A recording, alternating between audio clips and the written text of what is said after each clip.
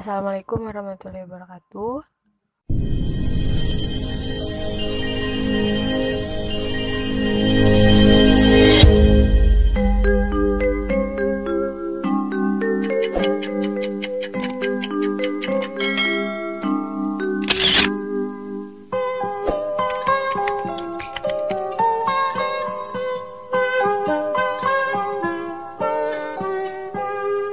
Pagiku cerahku, matahari bersinar, ku gendong tas merahku di pundak. Selamat pagi semua, ku nantikan dirimu di depan kelasmu. Bismillahirrahmanirrahim. Penerapan bioteknologi dalam kehidupan sehari-hari kita bahas ke penerapan yang selanjutnya, yaitu pada bidang pertanian. Nah, bioteknologi yang digunakan pada bidang pertanian ini merupakan penerapan dari bioteknologi modern, di mana bioteknologi modern ini sudah menggunakan cara yang lebih maju dibanding dengan bioteknologi secara konvensional. Nah, bioteknologi modern dalam bidang pertanian ini dilakukan dengan menerapkan teknik rekayasa genetik. Apa sih teknik rekayasa genetik ini? Jadi, teknik rekayasa genetika ini yaitu dengan melakukan manipulasi susunan gen suatu organisme sehingga dapat dihasilkan organisme yang memiliki sifat baru.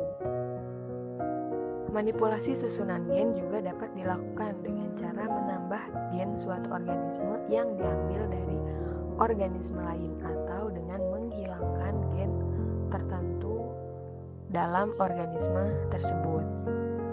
Tanaman yang susunan gennya telah dimanipulasi disebut dengan tanaman transgenik. Saat ini sudah banyak nih ditemukan jenis tanaman transgenik, yaitu diantaranya yang sudah mengembangkan tanaman transgenik itu contohnya jagung, lalu padi, pepaya, tomat, dan juga kedelai.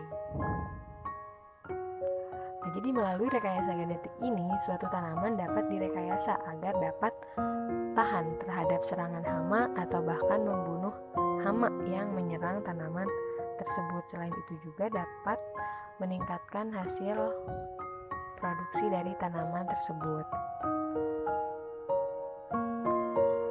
Baik, silakan diperhatikan di gambar yang sudah dikirim atau kalian buka di buku halaman 68, di buku paket IPA halaman 68. Kita perhatikan bahwa gambar ini merupakan teknik rekayasa genetik pada tanaman dengan bantuan bakteri Agrobacterium tumefacium. Nah, cara rekayasa genetika ini yang pertama, kita menyiapkan potongan DNA yang mengandung gen tertentu, misalnya gen tahan serangan hama dari makhluk hidup yang lain. Nah, pemotongan DNA ini dibantu oleh enzim restriksi atau enzim pemotong. Lalu setelah menyiapkan potongan DNA, kita menyiapkan vektor atau perantara tahap kedua ini, misalnya menggunakan plasmid TI yang diambil dari bakteri Agrobacterium atau menggunakan virus tertentu. Nah, plasmid ini adalah suatu DNA dalam bakteri yang berbentuk sirkuler dan mampu melakukan duplikasi secara mandiri. Nah, lalu setelah kita menyiapkan DNA, menyiapkan plasmid, tahap ketiga itu menggabung atau merekombinasi potongan DNA yang mengandung gen tertentu dengan plasmid TI tadi menggunakan enzim ligase.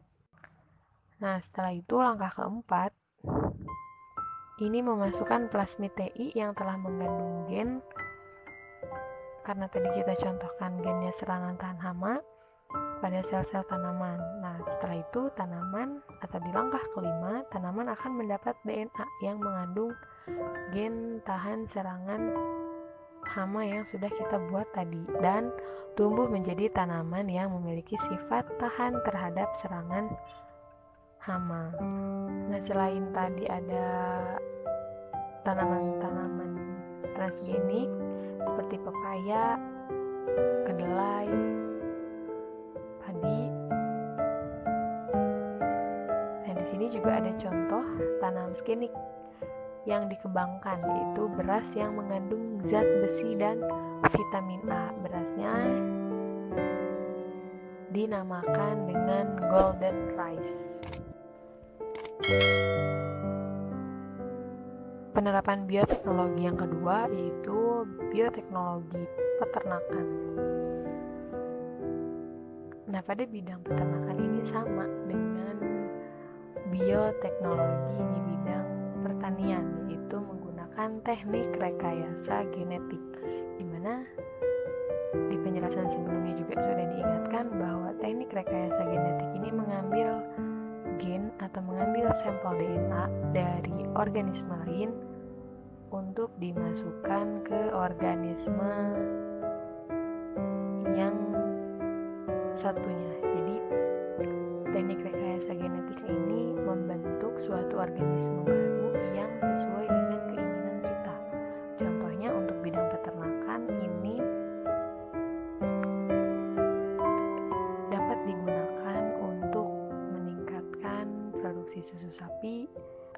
Nah, sapi yang mampu menghasilkan daging yang berkualitas. Nah, biasanya pada bidang peternakan ini bioteknologinya digunakan untuk menghasilkan atau untuk mengembangkan hewan transgenik yang melalui teknik rekayasa genetik. Nah, contohnya ini digambar ada sapi biasa dan sapi transgenik, di mana pengembangan sapi transgenik yang tahan terhadap penyakit mastitis, yaitu penyakit pembengkakan pada kelenjar susu yang disebabkan oleh infeksi bakteri. Ada juga selain teknik rekayasa genetik, pada bioteknologi bidang peternakan yaitu teknik cloning. Nah, teknik cloning ini merupakan proses pembentukan suatu individu yang identik secara genetik melalui proses pemisahan embrio atau penggantian inti sel. Nah, tujuannya untuk menghasilkan individu baru yang seragam. Cloning juga dimanfaatkan manusia untuk memperoleh jenis-jenis hewan yang unggul. Nah, ini ada contoh dari teknik cloning. Bisa dilihat di buku paket halaman 72. Di sana ada proses contoh cloning domba, atau di gambar yang sudah dikirim, di gambar yang kedua yang sudah dikirim itu merupakan proses dari cloning domba, di mana pada proses cloning ini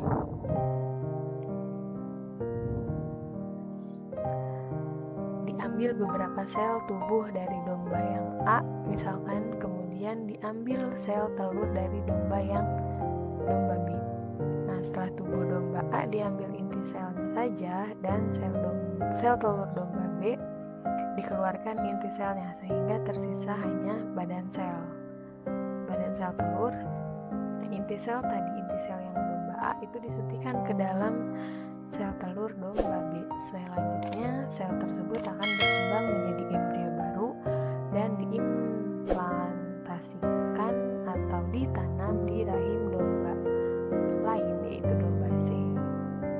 Pada akhirnya akan lahirlah domba yang mirip dan identik dengan domba A, karena domba A sebagai pendonor inti sel tersebut.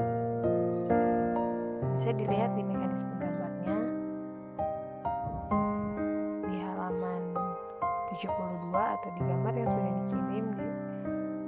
Di sana ada proses atau teknik dari cloning domba.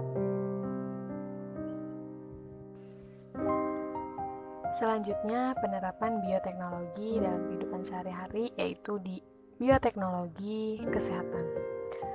Bioteknologi pada bidang kesehatan ini banyak diaplikasikan dalam bidang kesehatan atau dalam bidang medis. Ini misalnya dalam pembuatan antibiotik, insulin sintetis, dan vaksin. Nah, yang pertama ini yang akan kita bahas yaitu antibiotik, di mana antibiotik ini perkembangan bioteknologi dalam bidang kesehatan dimulai dengan penemuan antibiotik penisilin oleh seorang ilmuwan yang namanya Alexander Fleming pada tahun 1928. Antibiotik ini merupakan senyawa yang dapat menghambat pertumbuhan mikroorganisme lain, khususnya bakteri. Antibiotik penisilin ini dihasilkan oleh jamur Penicillium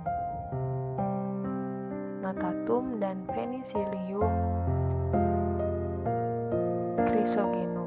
Bisa dilihat di gambar, itu ada contoh bakterinya.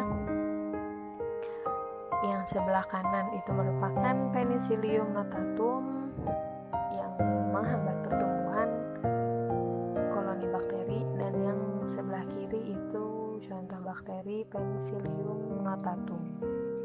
Nah, selain dua bakteri tersebut, seiring dengan perkembangan ilmu pengetahuan, saat ini ilmuwan telah berhasil menemukan berbagai jenis antibiotik yang diperoleh dari berbagai jenis mikroorganisme yang lainnya. Selain tadi antibiotik, ada juga insulin sintetis. Nah, insulin sintetis ini, jika kalian pernah mendengar penyakit kencing manis atau diabetes mellitus. Nah, pada diabetes mellitus ini kan ada dua tipe ya, tipe 1 dan tipe 2, di mana penyakit diabetes mellitus yang tipe 2 ini disebabkan kerusakan reseptor hormon insulin di dalam hati.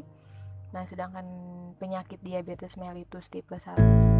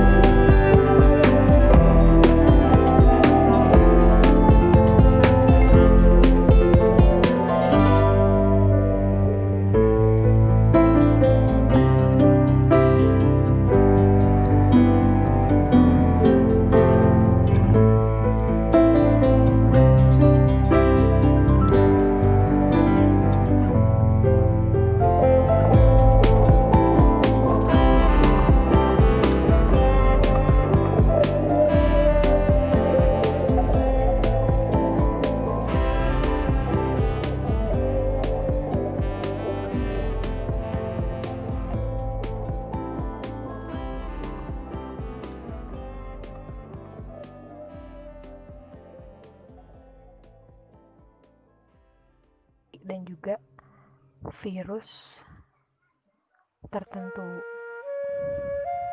Gen tersebut selanjutnya dimasukkan ke dalam sel Saccharomyces. Sel Saccharomyces ini yang berkembang biak akan menghasilkan protein yang sama dengan protein yang terdapat dalam permukaan luar bakteri atau virus, namun tidak berbahaya bagi tubuh. Jika protein tersebut disuntikan ke dalam tubuh manusia, maka tubuh akan memproduksi antibodi yang akan menangkal serangan bakteri atau virus yang sesungguhnya.